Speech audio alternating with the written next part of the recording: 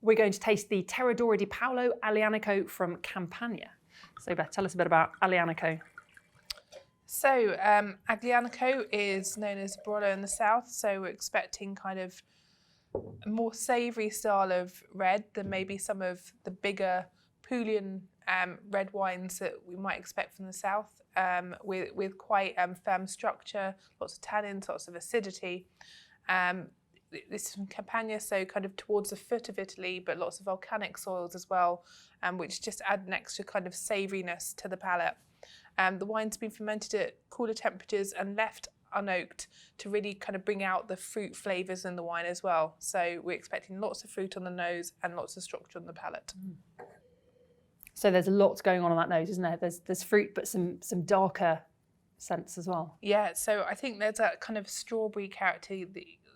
As I say, in the Nebbiolo, the south, you definitely get that rich strawberry associated with it. But there's also kind of savoury, herbal notes as well. It's quite complex.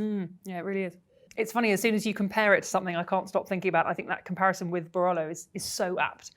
It's got these really serious, quite solid notes, but then, yeah, with this nice floral, much sort of lighter scent over the top. And the tannins there, and they're quite grippy as you'd expect with Barolo, but I think there's still kind of a ripeness to them that I think probably you get from that kind of southern climate rather than northern Italian climate. Lovely acidity despite that kind of warm southern region, which is part of that kind of growing at altitude on volcanic soils, and also breezes from the coast that we'll find in a few of the other wines in the case as well. Really concentrated. It almost feels like it definitely needs some food with it. It really does. And what Abby's chosen for this is a squid ink risotto, which I think is more typically from northeast Italy, actually, sort of Venetian dish potentially. But again, it's such a good match here. The really deep savoury flavours that you get with squid ink will just chime perfectly with the darkest bits of this Aglianico.